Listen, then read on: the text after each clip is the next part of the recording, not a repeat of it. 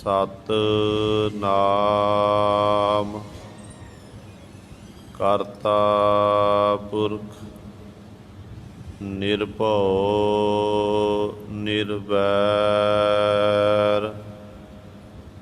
ਅਕਾਲ ਮੂਰਤਿ ਅਜੂਨੀ ਸੈਭੰ ਗੁਰ ਪ੍ਰਸਾਦਿ ਡੰਡੌਤ ਬੰਦਨ ਅਨਕ ਬਾਰ ਸਰਬ ਕਲਾ ਸਮਰੱਥ ਡੋਲਨ ਤੇ ਰਾਖੋ ਪ੍ਰਭੂ ਨਾਨਕ ਦੇ ਕਰ ਹੱਥ ਜੇ ਸੋ ਚੰਦਾ ਉਗਵਹਿ ਸੂਰਜ ਚੜ੍ਹੇ ਹਜ਼ਾਰ ਏਤੇ ਚਾਨਣ ਹੋਂਦਿਆਂ ਗੁਰ ਬਿਨ ਘੋਰ ਅੰਧਾਰ ਬਲਿਹਾਰੀ ਗੁਰ ਆਪਣੇ ਦਿਓਹਾੜੀ ਸਦਵਾਰ ਜਿਨ ਮਾਨਸ ਤੇ ਦੇਵਤੇ ਕੀਏ ਕਰਤ ਨ ਲਾਗੀ ਵਾਰ ਕੁੰਭੇ ਬੱਧਾ ਜਲ ਰਹੈ ਜਲ ਬਿਨ ਕੁੰਭ ਨ ਹੋਏ ਗਿਆਨ ਕਾ ਬੱਧਾ ਮਨ ਰਹੈ ਗੁਰ ਬਿਨ ਗਿਆਨ ਨ ਹੋਏ ਜੀਤਾ ਜੀਉ ਪਿੰਡ ਸਭ ਤੇਰਾ ਤੂੰ ਅੰਤਰ ਜਾਮੀ ਪੁਰਖ ਭਗਵਾਨ ਦਾਸਨ ਦਾਸ ਕਹਿ ਜਨ ਨਾਨਕ ਜਿਹਾ ਤੂੰ ਕਰਾਏ ਤਿਹਾ ਹੋਂ ਕਰੀ ਬਖਿਆਣ ਬਾਣੀ ਗੁਰੂ ਗੁਰੂ ਹੈ ਬਾਣੀ ਵਿੱਚ ਬਾਣੀ ਅੰਮ੍ਰਿਤ ਸਾਰੇ ਗੁਰ ਬਾਣੀ ਕਹੈ ਸੇਵਕ ਜਨ ਮਾਨੈ ਪਰਤਖ ਗੁਰੂ ਨਿਸਤਾਰੇ ਸੋ ਕਹੋ ਠਲ ਗੁਰ ਸੇਵੀਐ ਅਹਨਿਸ ਸਹਿਜ ਸੁਭਾਏ ਦਰਸ਼ਨ ਪਰਸੈ ਗੁਰੂ ਕੈ ਜਨਮ ਮਰਨ ਦੁਖ ਜਾਏ ਹੋਵੈ ਸਿਫਤ ਖਸਮਦੀ ਨੂਰ ਅਰਸੋ ਕੁਰਸੋ ਝਟੀਐ ਤੁਧ ਡਿਠੇ ਸੱਚੇ ਪਾਤਸ਼ਾਹ ਮਲ ਜਨਮ ਜਨਮ ਦੀ ਕੱਟੀਐ ਸੱਜਣ ਸੱਚਾ ਪਾਤਸ਼ਾਹ ਸਿਰ ਸਾਹਾਂਦੈ ਸਾਹੋ ਜਿਸ ਪਾਸ ਬੈਠਿਆ ਸੋਹੀਐ ਸਭਨਾਂ ਦਾ ਬੇਸਾਹੋ ਸਤਨਾਮ ਸ਼੍ਰੀ ਵਾਹਿਗੁਰੂ ਸਾਹਿਬ ਜੀ। ਮਾਰੂ ਮਹੱਲਾ ਪੰਜਵਾ। ਪ੍ਰਤਪਾਲ ਮਾਤਾ ਉਦਰ ਰਾਖੈ ਲਗਨ ਦੇਤ ਨ ਸੇਕ ਸੋਈ ਸੁਆਮੀ ਇਹਾਂ ਰਾਖੈ ਬੂਝ ਬੁੱਧ ਬਵੇਕ ਪ੍ਰਤਪਾਲ ਮਾਤਾ ਉਦਰ ਰਾਖੈ ਲਗਨ ਦੇਤ ਨ ਸੇਕ ਸੋਈ ਸੁਆਮੀ ਇਹਾਂ ਰਾਖੈ ਬੂਝ ਬੁੱਧ ਬਵੇਕ मेरे मन नाम की कर टेक, तिसह बूझ जिन तू किया।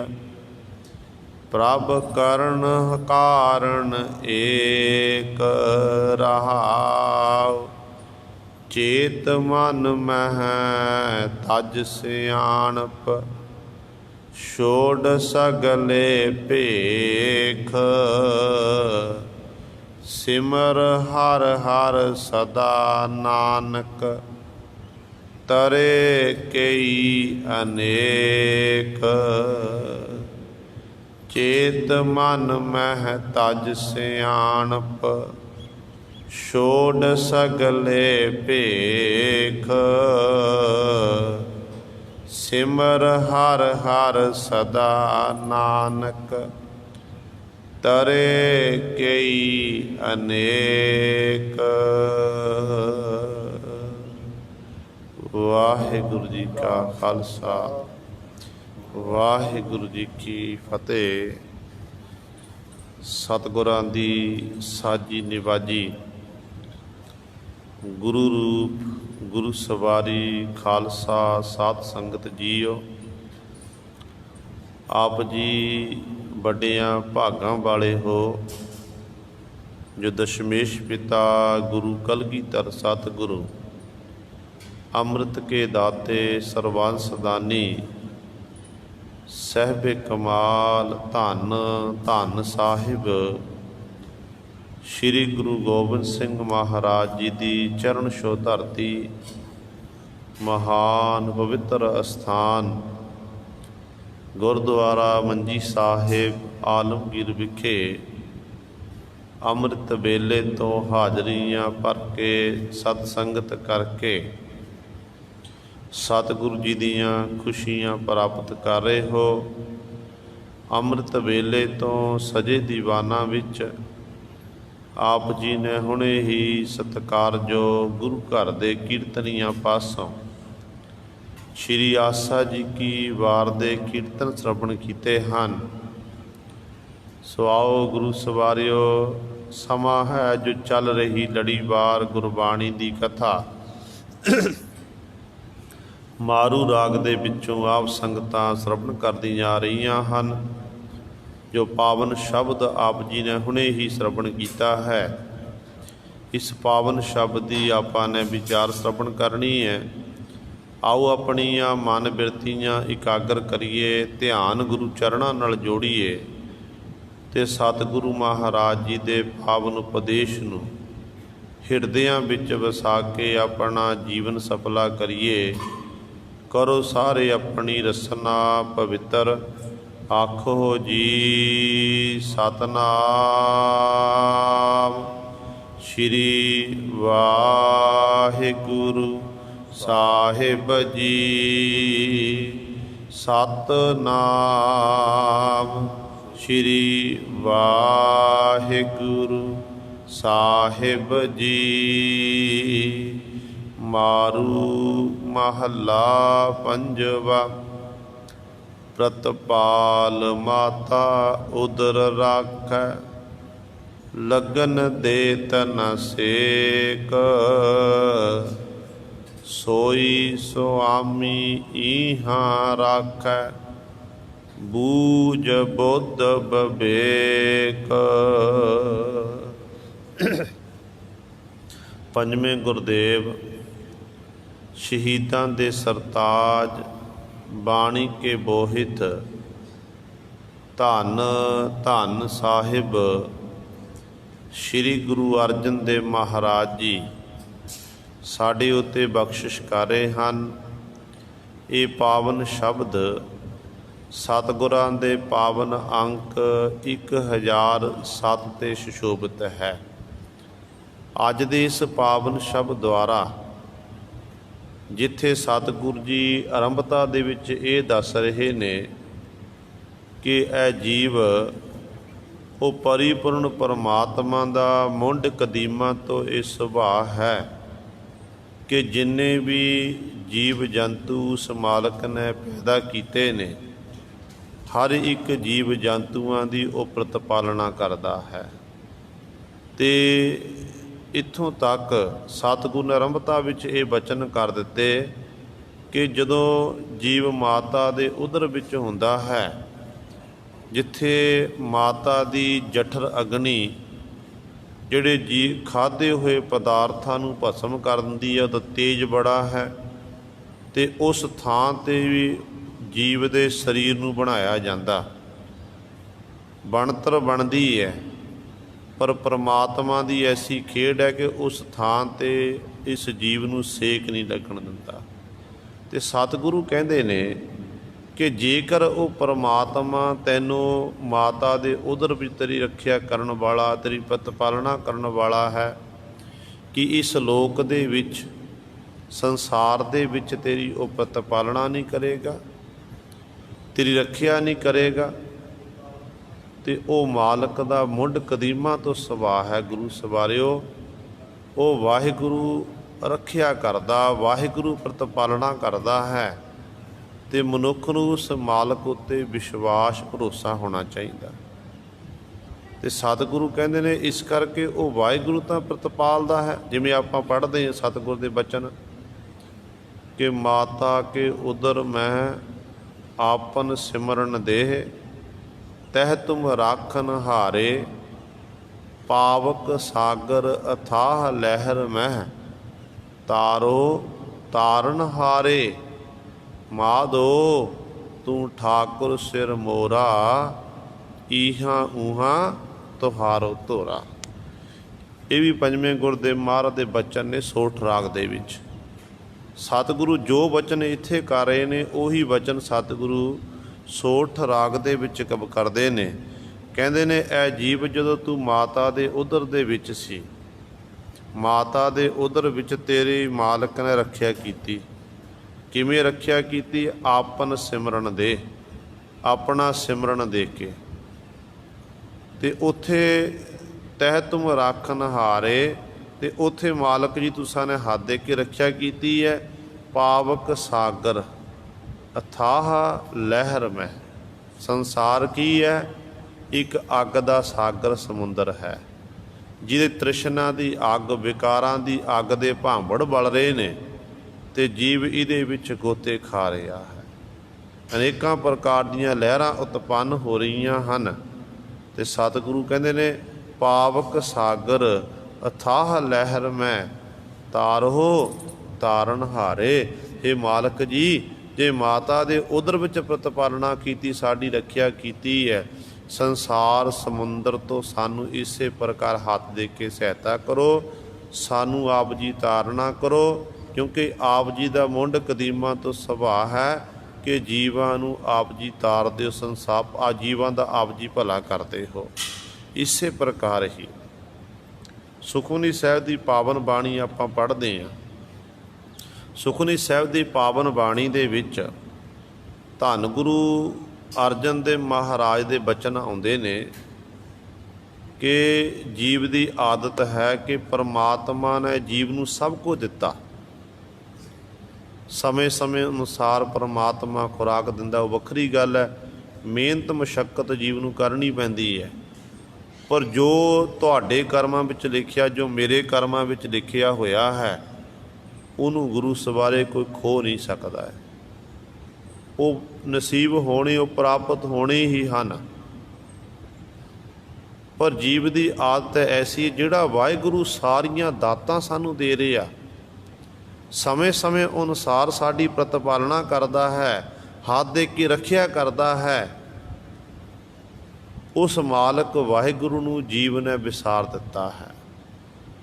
उस वाहिगुरु नूं विसार के ये जीव थावां थावां ते जाके मंगदा फिरदा है, होरनां दे कोल जाके पहुँचदा, एक परमात्मा नूं छड्ड के।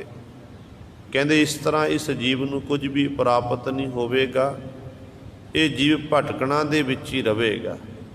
तो गुरु साहबान जी का फरमान है, कहते ने देन हार प्रभ छोड़ कै, लागह आन सुआए, नानक कहू न सीजई, बिन नावै पत जाए। ਕਹਿੰਦੇ ਇਸ ਤਰ੍ਹਾਂ ਭਾਈ ਕੁਝ ਪ੍ਰਾਪਤ ਨਹੀਂ ਹੋਣਾ। ਕਹਿੰਦੇ ਨਾਮ ਤੋਂ ਬਿਨਾਂ ਜੀਵ ਤੇਰੀ ਪੱਤ ਇੱਜ਼ਤ ਚਲੀ ਜਾਵੇਗੀ, ਤੂੰ ਖੁਆਰ ਹੋਵੇਗਾ। ਇਸ ਕਰਕੇ ਜੇ ਜਿਹੜਾ ਮਾਲਕ ਸਾਰੇ ਸਾਨੂੰ ਸਮੇਂ ਸਮੇਂ ਅਨੁਸਾਰ ਸਾਡੀ ਪ੍ਰਤਪਾਲਨਾ ਕਰਦਾ ਨਾ, ਉਸ ਮਾਲਕ ਦਾ ਸਾਨੂੰ ਸਿਮਰਨ ਕਰਨਾ ਚਾਹੀਦਾ ਹੈ। ਕਿਵੇਂ ਸਿਮਰਨ ਕਰਨਾ ਹੈ? ਸੁਖਮਨੀ ਸਾਹਿਬ ਦੀ ਪਾਵਨ ਬਾਣੀ ਵਿੱਚ ਹੀ ਪਾਤਸ਼ਾਹ ਬਚਨ ਕਰਦੇ ਨੇ।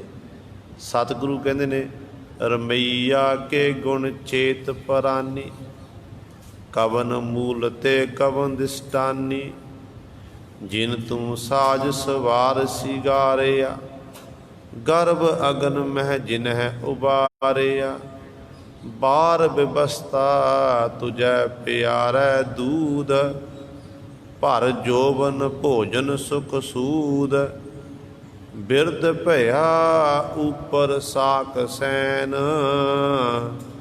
ਮੁਖ ਅਪਿਆਓ ਬੈਠ ਕੋ ਦੈਨ, ਇਹ ਨਿਰਗੁਣ ਗੁਣ ਕਛੂ ਨ ਬੂਝੈ, ਬਖਸ਼ ਲਿਹੋ ਤੋ ਨਾਨਕ ਸੀਜੈ। ਪਾਤਸ਼ਾਹ ਜੀ ਬਚਨ ਕਰਦੇ, ਰਮਈਆ ਕੇ ਗੁਣ ਚੇਤ ਪ੍ਰਾਨੀ। ਇਹ ਪ੍ਰਾਣਾਧਾਰੀ ਜੀਵ ਜਿਹੜਾ ਰਮਈਆ ਰਮਿਆ ਹੋਇਆ ਵਾਹਿਗੁਰੂ ਹੈ, ਰਮਿਆ ਹੋਇਆ ਜਿਹਦਾ ਕਣ ਕਣ ਵਿੱਚ ਵਾਸਾ ਹੈ, ਸਾਰੀਆਂ ਥਾਵਾਂ 'ਤੇ। ਜੇ ਸਾਡੇ ਕੋਲ ਦੇਖਣ ਵਾਲੀ ਉਹ ਅੱਖ ਨਹੀਂ ਹੈ, ਰੱਬ ਦੇ ਪਿਆਰੇ ਭਗਤਾਂ ਨੇ, ਗੁਰਮੁਖ ਜਨਾਂ ਨੇ, ਜਿਨ੍ਹਾਂ ਨੇ ਕਮਾਈ ਕੀਤੀ, ਜਿਨ੍ਹਾਂ ਦੇ ਅੰਦਰ ਅੰਮ੍ਰਿਓ ਚੱਲੇ ਝਰਨੇ, ਇਹੋ ਜਿਹੀ ਅਵਸਥਾ ਬਣੀ ਹੈ, ਉਹਨਾਂ ਨੇ ਫਿਰ ਪਰਮਾਤਮਾ ਨੂੰ ਸਾਰੀਆਂ ਥਾਵਾਂ 'ਤੇ ਰਮਿਆ ਹੋਇਆ ਦੇਖਣਾ ਕੀਤਾ। ਪਰਮਾਤਮਾ ਨੂੰ ਮਹਿਸੂਸ ਕੀਤਾ ਕਿ ਉਹ ਵਾਹਿਗੁਰੂ ਸਾਰੀਆਂ ਥਾਵਾਂ 'ਤੇ ਹੈ। ਅਤੇ ਸਤਿਗੁਰੂ ਕਹਿੰਦੇ ਜਿਹੜਾ ਰਮਿਆ ਹੋਇਆ ਵਾਹਿਗੁਰੂ ਹੈ, ਇਹ ਪ੍ਰਾਣਾਧਾਰੀ ਜੀ ਉਸ ਵਾਹਿਗੁਰੂ ਚੇਤੇ ਕਰ। ਤੈਨੂੰ ਇਹ ਮਨੁੱਖਾ ਦੀ ਮਿਲੀ ਹੈ ਇਸੇ ਕਾਜ ਦੇ ਲਈ। ਤੈਨੂੰ ਪਤਾ ਹੈ ਜਿਨ ਤੂੰ ਸਾਜ ਸਵਾਰ ਸਿਗਾਰਿਆ, ਜਿਸ ਵਾਹਿਗੁਰੂ ਨੇ ਤੈਨੂੰ ਚੰਗੀ ਤਰ੍ਹਾਂ ਸਾਜਣਾ ਕੀਤਾ, ਸ਼ਿੰਗਾਰ ਕੀਤਾ ਤੈਨੂੰ ਹੱਥ ਦੇਣਾ ਕੀਤੇ, ਨੱਕ ਦਿੱਤਾ, ਅੱਖਾਂ ਦਿੱਤੀਆਂ, ਕੰਨ ਦੇਣਾ ਕੀਤੇ, ਪੈਰ ਦੇਣਾ ਕੀਤੇ। ਤੇਰੇ ਸਰੀਰ ਦਾ ਜਿਹੜਾ ਇੱਕ ਇੱਕ ਅੰਗ ਹੈ ਨਾ, ਉਹ ਬੜੇ ਤਰੀਕੇ ਦੇ ਨਾਲ ਉਸ ਥਾਂ 'ਤੇ ਅਟਕ ਜਿੱਥੇ ਜਚੇ। ਮਾਨੋ ਜਿਵੇਂ ਹੁਣ ਸਾਡਾ ਨੱਕ ਹੈ, ਨੱਕ ਮਾਲਕ ਨੇ ਮੁੱਖ ਦੇ ਉੱਤੇ ਬਿਲਕੁਲ ਵਿਚਕਾਰ ਲਾਇਆ। ਜੇ ਨੱਕ ਮਾਲਕ ਕੰਨ ਦੀ ਥਾਂ 'ਤੇ ਨੱਕ ਲਾ ਦਿੰਦੇ ਅਤੇ ਨੱਕ ਦੀ ਥਾਂ 'ਤੇ ਕੰਨ ਲਾ ਦਿੰਦੇ, ਫਿਰ ਮਨੁੱਖ ਨੇ ਬਦਸੂਰਤ ਲੱਗਣਾ ਸੀ। ਅਤੇ ਨੱਕ ਪਰਮਾਤਮਾ ਨੇ ਉਸ ਥਾਂ 'ਤੇ ਟਿਕਾ ਦਿੱਤਾ ਕਿ ਸਾਹਮਣੇ ਮਨੁੱਖ ਦਾ ਨੱਕ, ਅਤੇ ਜਿੰਨੇ ਵੀ ਜੇ ਸਾਡੇ ਨੇਤਰ ਗੁਰੂ ਸਰ, ਕਈ ਵਾਰੀ ਆਪਾਂ ਦੇਖਦੇ ਨੇ ਕਈ ਬੱਚਿਆਂ ਦੇ ਜਿਹੜੇ ਨੇਤਰ ਨੇ ਉਹ ਟੇਢੀ ਟੀਰਾ ਹੁੰਦੇ ਨੇ, ਉਹ ਟੀਰੇ ਉਸ ਬਚਪਨ ਤੋਂ ਉਹਨਾਂ ਦਾ ਇਹ ਟੀਰਾਪਨ ਨਹੀਂ ਜਾਂਦਾ, ਉਹ ਟੇਢਾ ਹੀ ਤੱਕਦੇ ਨੇ, ਉਹ ਦੇਖਣ ਨੂੰ ਸੁੰਦਰ ਨਹੀਂ ਲੱਗਦੇ ਹਨ। ਇਸੇ ਤਰ੍ਹਾਂ ਪਰਮਾਤਮਾ ਨੇ ਬੜੀ ਸੋਹਣਾ ਸਾਨੂੰ ਪੰਜ ਭੂਤਕ ਸਰੀਰ ਬਖਸ਼ਿਆ। ਇਕੱਲੇ ਇਕੱਲੇ ਸਾਡੇ ਸਰੀਰ ਦੇ ਅੰਗ ਸਹੀ ਸਲਾਮਤ ਨੇ, ਅਤੇ ਚੰਗੀ ਤਰ੍ਹਾਂ ਸਾਡਾ ਸ਼ਿੰਗਾਰ ਕੀਤਾ ਹੈ। ਜਿਵੇਂ ਇੱਕ ਮਾਤਾ ਆਪਣੇ ਬੱਚੇ ਦਾ ਇਸ਼ਨਾਨ ਕਰਾਉਂਦੀ, ਬੱਚੇ ਨੂੰ ਵੀ ਵਸਤਰ ਪਹਿਨਾਉਂਦੀ, ਉਦੋਂ ਚੰਗੀ ਤਰ੍ਹਾਂ ਸਿਰ ਬਾਂਹਦੀ ਹੈ, ਆਪਣੇ ਬੱਚੇ ਨੂੰ ਸੋਹਣਾ ਬਣਾ ਕੇ ਰੱਖਦੀ ਨਾ, ਇਸੇ ਤਰ੍ਹਾਂ ਇੱਕ ਮਾਂ ਦੇ ਵਾਂਗ ਪਰਿਪੂਰਨ ਪਰਮਾਤਮਾ ਨੇ ਸਾਡੀ ਗੁਰੂ ਸਰੇ ਸਾਨੂੰ ਸਵਾਰਨਾ ਕੀਤਾ ਹੈ। ਜਿਨ ਤੂੰ ਸਾਜ ਸਵਾਰ ਸਿਗਾਰਿਆ, ਗਰਭ ਅਗਨ ਮੈਂ ਜਿਨਹਿ ਉਬਾਰਿਆ। ਮਾਤਾ ਦੇ ਉਦਰ ਦੇ ਵਿੱਚ ਸੀ, ਹਾਲਤ ਤੇਰੀ ਕੈਸੀ ਸੀ? ਗੁਰਬਾਣੀ ਦੇ ਮੁਤਾਬਕ ਸਤਿਗੁਰੂ ਕਹਿੰਦੇ ਨੇ, ਮੁਖ ਤਲੈ ਪੈਰ ਉੱਪਰੋਂ ਬਸੰਦੋ ਕੋਹਤੜੈ ਥਾਏ, ਨਾਨਕ ਸੋ ਧਣੀ ਕਿਉਂ ਵਿਸਾਰਿਓ, ਉਦਰ ਹੈ ਜਿਸ ਤੈ ਨਾਏ। ਪਾਤਸ਼ਾਹ ਜੀ ਫਰਮਾਨ ਕਰਦੇ ਨੇ, ਕਹਿੰਦੇ ਤੇਰੀ ਹਾਲਤ ਇਹੋ ਜਿਹੀ ਸੀ, ਮੁੱਖ ਤਲੇ ਤੇਰਾ ਸਿਰ ਥੱਲੇ ਨੂੰ ਸੀ, ਪੈਰ ਤੇਰੇ ਉਤਾਂਹ ਨੂੰ ਸਨ, ਪੁੱਠਾ ਲਮਕਿਆ ਹੋਇਆ ਸੀ। ਮਾਤਾ ਦੇ ਉਦਰ ਦੇ ਵਿੱਚ ਬੜੀ ਔਖੀ ਥਾਂ ਵਿੱਚ ਤੇਰਾ ਵਾਸਾ ਸੀ, ਅਤੇ ਉਸ ਔਖੀ ਥਾਂ ਦੇ ਵਿੱਚੋਂ ਤੈਨੂੰ ਪਰਿਪੂਰਨ ਪਰਮਾਤਮਾ ਨੇ ਬਾਹਰ ਕੱਢਿਆ। ਜਦੋਂ ਬਾਹਰ ਕਦਮ ਰੱਖਿਆ, ਅਤੇ ਕਦਮ ਰੱਖਦਿਆਂ ਸਾਰ ਹੀ ਉਸ ਪਰਿਪੂਰਨ ਪਰਮਾਤਮਾ ਵਾਹਿਗੁਰੂ ਨੂੰ ਵਿਸਾਰ ਦਿੱਤਾ। ਤੇ ਸਤਿਗੁਰੂ ਕਹਿੰਦੇ ਨੇ, ਨਾਨਕ ਸੋ ਧਣੀ ਕਿਉਂ ਵਿਸਾਰਿਓ, ਉਧਰੈ ਜਿਸ ਦਾ ਨਾਂ, ਜਿਹਦੇ ਰਾਹੀਂ ਤੇਰਾ ਉਧਾਰ ਹੋਇਆ। ਤੇ ਗੁਰੂ ਸਵਾਰਿਓ, ਇਸ ਤਰ੍ਹਾਂ ਜੀਵ ਫਿਰ ਮਾਇਆ ਦਾ ਐਸਾ ਪ੍ਰਭਾਵ ਪੈਂਦਾ ਕਿ ਜੀਵ ਨੂੰ ਆਪਣੇ ਅਸਲੇ ਦਾ ਭੁੱਲ ਜਾਂਦਾ ਕਿ ਮੈਂ ਕੀ ਹਾਂ, ਕਿੱਥੋਂ ਆਇਆ ਹਾਂ, ਕਾਹਦੇ ਲਈ ਮੈਂ ਜਨਮ ਹੋਇਆ ਹੈ ਅਤੇ ਮੈਂ ਕਰ ਕੀ ਰਿਹਾ। ਇਹਨੂੰ ਇਹ ਸਾਰੀ ਉਮਰ ਸੋਝੀ ਨਹੀਂ ਆਉਂਦੀ ਹੈ। ਜੋ ਸਮਾਂ ਲੰਘ ਜਾਂਦਾ ਤੇ ਉਦੋਂ ਫਿਰ ਜੀਵ ਦੇਖਦਾ ਕਿ ਮਨਾ ਇੰਨੀ ਉਮਰ ਮੈਂ ਇੰਝ ਹੀ ਗੁਜ਼ਾਰ ਦਿੱਤੀ। ਜੇ ਇਸ ਉਮਰ ਦੇ ਵਿੱਚ, ਇਸ ਸਮੇਂ ਦੇ ਵਿੱਚ ਮੈਂ ਰੱਬ ਦੀ ਇਬਾਦਤ ਕਰਦਾ, ਚੰਗੇ ਕਰਮ ਕਰਦਾ ਤੇ ਪਰਮਾਤਮਾ ਦੀ ਦਰਗਾਹ ਵਿਖੇ ਮੈਂ ਪ੍ਰਵਾਨ ਹੋਣਾ ਸੀ। ਕੋਈ ਜੀਵ ਦੇ ਵੱਸ ਦੀ ਗੱਲ ਨਹੀਂ ਹੈ। ਪਰਮਾਤਮਾ ਨੇ ਆਪਣੀ ਮਾਇਆ ਆਪ ਪਸਾਰੀ ਹੈ। ਆਪਾਂ ਗੁਰੂ ਅਮਰਦਾਸ ਪਾਤਸ਼ਾਹ ਮਹਾਰਾਜ ਦੇ ਬਚਨ ਪੜ੍ਹਦੇ ਹਾਂ। ਸਤਿਗੁਰੂ ਕਹਿੰਦੇ ਨੇ, ਪੁੱਛਿਆ ਕਿ ਮਾਇਆ ਕੀ ਹੈ। ਸਤਿਗੁਰੂ ਜੀ ਕਹਿੰਦੇ, ਜੈਸੀ ਅਗਨ ਉਦਰ ਮੈਂ, ਤੈਸੀ ਬਾਹਰ ਮਾਇਆ। ਮਾਇਆ ਅਗਨ ਸ ਇੱਕੋ ਜਿਹੀ, ਕਰਤੈ ਖੇਲ ਰਚਾਇਆ। ਜਾਤ ਸੁਭਾਣਾ ਤਾਂ ਜੰਮਿਆ, ਜਾਤ ਸੁਭਾਣਾ ਤਾਂ ਜੰਮਿਆ। ਪਰਿਵਾਰ ਭਲਾ ਭਾਇਆ, ਲਿਵ ਛੁੜਕੀ ਲੱਗੀ ਤ੍ਰਿਸ਼ਨਾ। ਮਾਇਆ ਅਮਰ ਵਰਤਾਇਆ, ਇਹ ਮਾਇਆ ਜਿਤ ਹਰ ਵਿਸਰੈ। ਮੋਹ ਉਪਜੈ ਭਾਉ ਦੂਜਾ ਲਾਇਆ। ਕਹਿ ਨਾਨਕ ਗੁਰ ਪ੍ਰਸਾਦੀ, ਜਿਨ੍ਹਾਂ ਲਿਵ ਲਾਗੀ ਤਿੰਨੀ ਵਿੱਚੇ ਮਾਇਆ ਪਾਇਆ। ਤੇ ਸਤਿਗੁਰੂ ਕਹਿੰਦੇ, ਜਿਨ੍ਹਾਂ ਉੱਤੇ ਗੁਰੂ ਦੀ ਪ੍ਰਸਾਦ ਕਿਰਪਾ ਹੋ ਗਈ, ਮਿਹਰ ਹੋ ਗਈ, ਉਹਨਾਂ ਦੀ ਫਿਰ ਮਾਇਆ ਵਿੱਚ ਰਹਿੰਦਿਆਂ ਹੋਇਆਂ ਮਾਇਆ ਉਸ ਪਰਮਾਤਮਾ ਨੂੰ ਲਿਵ ਲੱਗ ਜਾਂਦੀ ਹੈ, ਬਿਰਤੀ ਲੱਗ ਜਾਂਦੀ ਹੈ। ਪਰ ਗੱਲ ਕੀ, ਗੁਰੂ ਦੀ ਪ੍ਰਸਾਦ ਕਿਰਪਾ ਹੋਣੀ ਜ਼ਰੂਰੀ ਹੈ। ਸੋ ਸਤਿਗੁਰੂ ਕਹਿੰਦੇ ਨੇ, ਜਿਨ ਤੂੰ ਸਾਜ ਸਵਾਰ ਸਿਗਾਰਿਆ। ਗਰਭ ਅਗਨ ਮੈਂ ਜਿਨ ਪਤਪਾਰਿਆ। ਕਹਿੰਦੇ ਨੇ, ਇਸ ਤਰ੍ਹਾਂ ਮਾਲਕ ਨੇ ਮਾਤਾ ਦੇ ਉਦਰ ਵੀ ਤੇਰੀ ਪ੍ਰਤਪਾਲਣਾ ਕੀਤੀ ਹੈ। ਕਹਿੰਦੇ ਫਿਰ ਤੂੰ ਇਸ ਗਰਭ ਅਗਨ ਮੈਂ ਜਿਨ੍ਹਾਂ ਸੁਬਾਰਿਆ। ਕਹਿੰਦੇ ਇਸ ਤਰ੍ਹਾਂ ਬਿਰਧ ਪਿਆ ਉੱਪਰ ਸਕ ਸੈਨ, ਮੁਖ ਅਪਿਆਓ ਬੈਠ ਕੋ ਦੇਨ। ਬੁੱਢਾ ਹੋ ਗਿਆ, ਕਹਿੰਦੇ ਜਵਾਨੀ ਦੇ ਵਿੱਚ ਕਵਨ ਰੱਖਿਆ। ਜਵਾਨੀ ਤੇ ਬਾਅਦ ਬੜੀਆਂ ਮੌਜ ਮਸਤੀਆਂ ਤੇ ਕੀਤੀਆਂ। ਫਿਰ ਬੁਢਾਪੇ ਦੇ ਚਲਿਆ ਗਿਆ। ਬੁਢਾਪੇ ਦੇ ਵਿੱਚ ਕਹਿੰਦੇ, ਬੁਢਾਪੇ ਵਿੱਚ ਵੀ ਤੇਰੀ ਮਾਲਕ ਤੇਰੀ ਸਹਾਇਤਾ ਕਰ ਰਿਹਾ। ਤੇਰਾ ਕੋਈ ਮਿੱਤਰ ਸੱਜਣ, ਰਿਸ਼ਤੇਦਾਰ, ਤੇਰਾ ਪਰਿਵਾਰ ਦਾ ਮੈਂਬਰ ਸਮੇਂ ਸਮੇਂ ਅਨੁਸਾਰ ਤੈਨੂੰ ਰੋਟੀ ਦਿੰਦਾ, ਤੈਨੂੰ ਦਵਾਈ ਬੂਟੀ ਦਾ ਖਿਆਲ ਰੱਖਦਾ, ਤੇਰੀ ਹਰੇਕ ਪ੍ਰਕਾਰ ਦੀ ਖੁਰਾਕ। ਕਿਉਂਕਿ ਜਿਹੜੇ ਸਿਆਣੇ ਲੋਕ ਨੇ ਨਾ, ਉਹ ਆਪਣੇ ਬਜ਼ੁਰਗਾਂ ਦੀ ਸੰਭਾਲ ਕਰਦੇ ਨੇ। ਪਰ ਅਜੋਕੇ ਸਮੇਂ 'ਚ ਬੜਾ ਇਹ ਘਟਦਾ ਜਾ ਰਿਹਾ। ਜਿਹਨੇ ਆਪਣੇ ਬਜ਼ੁਰਗਾਂ ਦੀ ਸੇਵਾ ਨਹੀਂ ਕੀਤੀ, ਮਾਂ ਬਾਪ ਦੀ ਸੇਵਾ ਨਹੀਂ ਕੀਤੀ, ਗੁਰੂ ਸਵਾਰਿਓ, ਉਹ ਜਿੰਨਾ ਮਰਜ਼ੀ ਗੁਰੂ ਘਰ ਵਿੱਚ ਆ ਕੇ ਮੱਥਾ ਟੇਕਦਾ ਰਹੇ, ਝਾੜੂ ਪੋਚੇ ਲਾਉਂਦਾ ਰਹੇ, ਜਿੰਨੀ ਮਰਜ਼ੀ ਉਹ ਬਾਣੀ ਪੜ੍ਹਦਾ ਰਹੇ, ਤੇ ਸੱਚ ਜਾਣਿਓ, ਉਹਨੂੰ ਗੁਰੂ ਨਾਨਕ ਦੇ ਘਰੋਂ ਖੁਸ਼ੀਆਂ ਪ੍ਰਾਪਤ ਨਹੀਂ ਹੋਣੀਆਂ ਹਨ। ਗੁਰੂ ਨਾਨਕ ਦੇ ਘਰੋਂ ਖੁਸ਼ੀਆਂ ਲੈਣ ਦੇ ਲਈ ਸਾਨੂੰ ਆਪਣੇ ਬਜ਼ੁਰਗਾਂ ਦੀ ਸੇਵਾ ਕਰਨੀ ਪਵੇਗੀ। ਜੇ ਅਸੀਂ ਅੱਜ ਆਪਣੇ ਬਜ਼ੁਰਗਾਂ ਦੀ ਸੇਵਾ ਕਰਾਂਗੇ ਨਾ, ਤੇ ਕੱਲ੍ਹ ਨੂੰ ਅਸੀਂ ਵੀ ਬਜ਼ੁਰਗ ਬਣਨਾ ਹੈ। ਅੱਜ ਜਵਾਨੀ ਵਿੱਚ ਹਾਂ ਤੇ ਕੱਲ੍ਹ ਨੂੰ ਬੁਢਾਪੇ ਵਿੱਚ ਆਪਾਂ ਵੀ ਜਾਣਾ ਹੈ। ਤੇ ਸਾਡੇ ਬੱਚੇ ਦੇਖ ਕੇ ਕਿ ਸਾਡਾ ਬਾਪੂ ਆਪਣੇ ਬਾਪੂ ਦੀ ਸੇਵਾ ਕਰਦਾ ਸੀ, ਤੇ ਹੁਣ ਮੈਂ ਆਪਣੇ ਬਾਪੂ ਦੀ ਸੇਵਾ ਵੀ ਕਰਨੀ। ਉਸੇ ਤਰ੍ਹਾਂ ਫਿਰ ਬੱਚੇ ਕੀ ਕਰਦੇ ਨੇ। ਇਸ ਕਰਕੇ ਇਹ ਜ਼ਰੂਰੀ ਹੈ। ਪਰ ਬੜੀ ਦੁੱਖ ਦੀ ਗੱਲ ਹੈ ਕਿ ਪੰਜਾਬ ਦੀ ਧਰਤੀ 'ਤੇ ਬਹੁਤ ਸਾਰੇ ਬਿਰਧ ਆਸ਼ਰਮ ਬਣ ਚੁੱਕੇ ਨੇ, ਜੋ ਨਹੀਂ ਬਣਨੇ ਚਾਹੀਦੇ ਸਨ। ਇਹ ਕਸੂਰ ਆਪਣਾ ਹੀ ਹੈ। ਅਸੀਂ ਆਪਣੇ ਬਜ਼ੁਰਗਾਂ ਦੀ ਸੰਭਾਲ ਨਹੀਂ ਕੀਤੀ, ਜਿਸ ਕਰਕੇ ਉਹਨਾਂ ਬਜ਼ੁਰਗਾਂ ਨੂੰ ਗੁਰੂ ਸਵਾਰਿਓ ਘਰੋਂ ਬਾਹਰ ਕੱਢਿਆ, ਤੇ ਉਹ ਬਿਰਧ ਆਸ਼ਰਮ ਵਿੱਚ ਜਾ ਕੇ ਆਪਣੀ ਜ਼ਿੰਦਗੀ ਦਾ ਆਖਰੀ ਪੜਾਅ, ਜਿਹੜਾ ਬਿਰਧ ਅਵਸਥਾ ਜ਼ਿੰਦਗੀ ਦਾ ਆਖਰੀ ਪੜਾਅ ਹੈ, ਉਸ ਪੜਾਅ ਨੂੰ ਬਤੀਤ ਕਰ ਰਹੇ ਨੇ। ਤੇ ਸਤਿਗੁਰੂ ਇੱਥੇ ਕਹਿੰਦੇ ਨੇ, ਬਿਰਧ ਭਇਆ ਉਪਰ ਸਖ ਸਹਿਨ ਤੇ ਮੁਖ ਅਪਿਆਓ ਬੈਠ ਕੋ ਦੇਣ। ਤੈਨੂੰ ਬੈਠਿਆਂ ਹੋਇਆਂ ਨੂੰ ਦੇ ਰਿਹਾ ਕਹਿੰਦੇ ਪਾਲਕ। ਤੇਰੇ ਬੱਚੇ, ਤੇਰੀ ਘਰ ਵਾਲੀ, ਤੇਰੀਆਂ ਨੂੰਹਾਂ, ਹੋਰ ਜਿੰਨੇ ਪਰਿਵਾਰ ਦੇ ਮੈਂਬਰ ਨੇ ਸਮੇਂ ਸਮੇਂ ਅਨੁਸਾਰ ਤੈਨੂੰ ਖੁਰਾਕ ਦੇ ਰਹੇ ਨੇ। ਬਿਰਧ ਪਿਆ ਉਪਰ ਸਖ ਸੈਨ ਮੁਖ ਅਪਿਆਓ ਬੈਠ ਕੋ ਦੇਨ। ਇਹ ਨਿਰਗੁਣ ਗੁਣ ਕਛੂ ਨਾ ਬੂਝੈ ਬਖਸ਼ ਲਿਹੋ ਤੋ ਨਾਨਕ ਸੀਜੈ।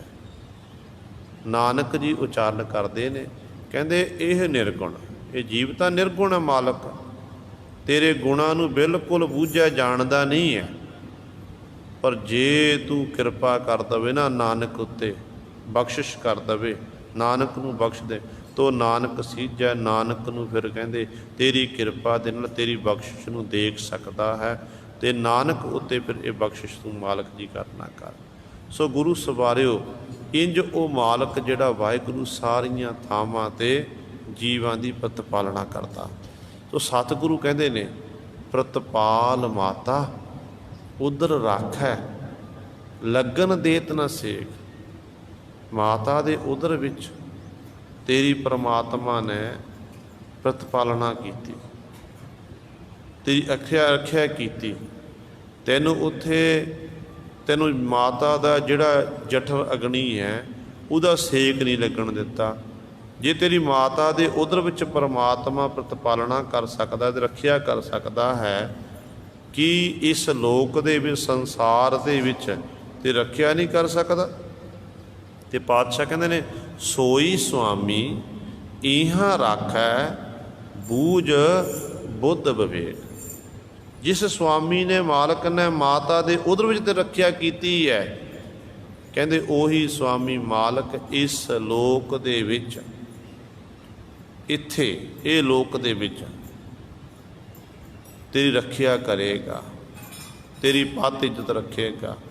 ਇਸ ਕਰਕੇ ਬੂਝ ਬੁੱਧ ਵਿਵੇਕ, ਚੰਗੀ ਤਰ੍ਹਾਂ ਜਾਣਨਾ ਕਰ, ਆਪਣੀ ਵਿਵੇਕ ਬੁੱਧੀ ਦੇ ਰਾਹੀਂ, ਆਪਣੀ ਅਕਲ ਦੇ ਰਾਹੀਂ ਉਸ ਮਾਲਕ ਦੇ ਗੁਣਾਂ ਨੂੰ ਚੇਤੇ ਕਰ। ਪਰਉਪਕਾਰ ਜਿਹੜੇ ਤੇਰੇ ਉੱਤੇ ਕੀਤੇ ਨਾ ਜੀਵ, ਉਹਨਾਂ ਪਰਉਪਕਾਰਾਂ ਨੂੰ ਤੂੰ ਯਾਦ ਕਰ ਕਿ ਮੇਰੇ ਮਾਲਕ ਨੇ, ਵਾਹਿਗੁਰੂ ਨੇ ਮੇਰੇ 'ਤੇ ਆ ਕਿਰਪਾ ਕੀਤੀ ਹੈ।